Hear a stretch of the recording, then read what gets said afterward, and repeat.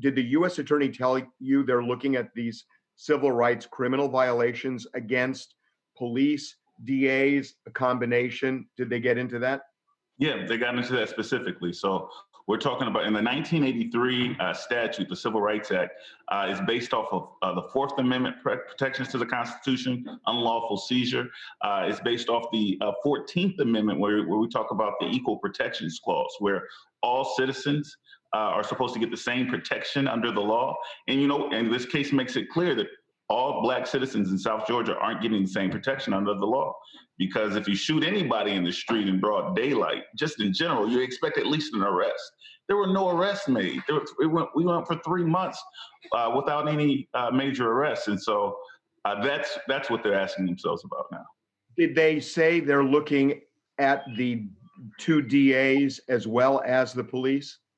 That's correct. We're looking at the George Barnhill for his defense of the McMichaels and his attempt at cover up. We're looking at Jackie Johnson because her local commissioners said that she instructed law enforcement not to make any arrests. And so, yeah, this is a vast conspiracy at this point. A lot of people were surprised to see Mr. William Bryan arrested. But what that arrest told us, and the FBI was involved in that arrest itself, was that they're spreading the net here. They said they don't anticipate, the GBI doesn't anticipate making any additional arrests, but that the FBI very, very well may.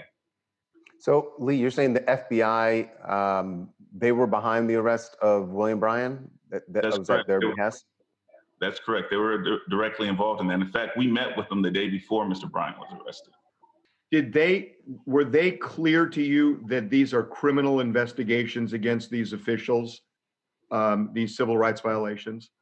Yeah, well, yeah, they were clear that they're both criminal and civil. So we're looking both at the state entities, but you also have to go after the state actors as well, civilly and criminally, yes.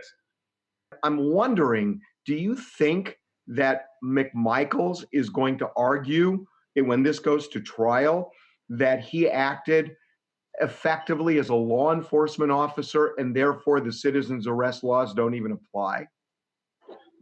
Yeah, and so there is a concern about deputization, actual authority here, and it does present additional defenses for the McMichaels.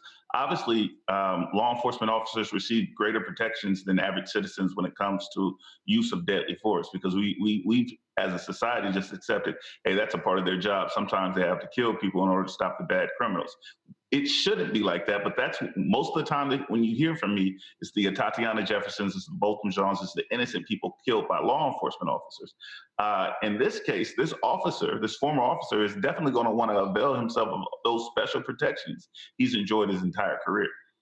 I'm wondering if that worries you, Lee, that, in a way that the police department should not have done this, but by doing so, the police department could be in trouble for it, but it could provide a defense for McMichael. Yeah, that definitely does concern me. Now, as a civil rights attorney, we're used to prosecuting police officers, so we're already facing that additional hurdle in the first place, right? Because it's the state action that generally is our major concern, and we honestly believe that it was his law enforcement background that probably emboldened him and his son that they could perform this kind of thing. So now, qualified immunity, which all police officers enjoy, is a difficult hump to overcome. So we certainly don't want this former officer to avail himself of qualified immunity, but that's honestly just a civil concern. There's no qualified immunity defense in a criminal trial, but he could argue that he was behaving as a reasonable police officer at the time of the murder.